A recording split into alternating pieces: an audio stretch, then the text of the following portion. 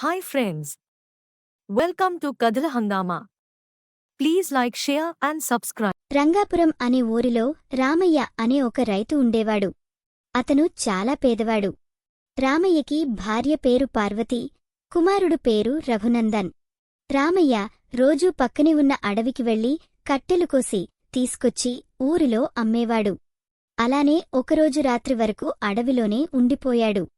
ఇంటికి బయలుదేరే సమయానికి చీకటి పడిపోయింది. తిరిగి వస్తున్న రామయ్యకి మార్గమధ్యల్లో ఒక పెద్ద పాము ఎదురయ్యింది.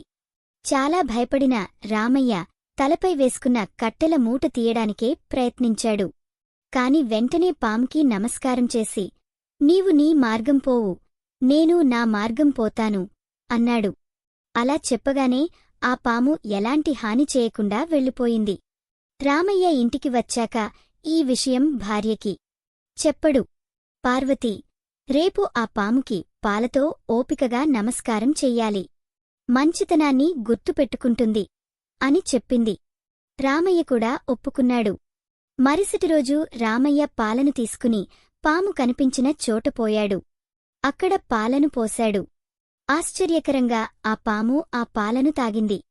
తాగిన తర్వాత ఒక బంగారు నాణెం అక్కడ ఉంచింది. రామయ్య చాలా ఆశ్చర్యపోయాడు. ఆ బంగారు నాణెం తీసుకుని ఇంటికి వచ్చాడు. అప్పటినుండి ప్రతిరోజూ పాలను పోసేవాడు.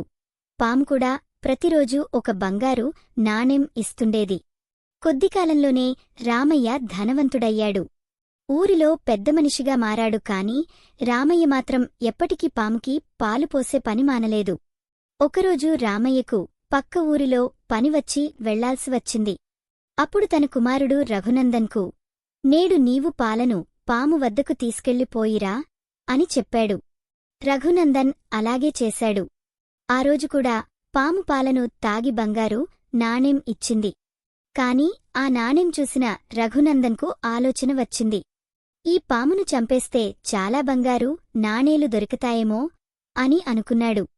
వెంటనే ఒక కర్ర తీసుకుని పామును కొట్టి చంపేశాడు. చంపిన తర్వాత అక్కడ నీడలు, గుట్టలు చూశాడు. కాని ఎక్కడా నాణెం కనబడలేదు. ఇంటికి వచ్చి తాను చేసిన తప్పు తండ్రికి చెప్పాడు.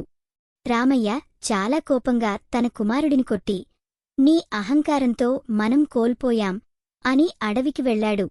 పాము చనిపోయిన చోటికి వెళ్లి, నీకేమైనా బాధ కలిగితే క్షమించు అని బతిమాలాడు.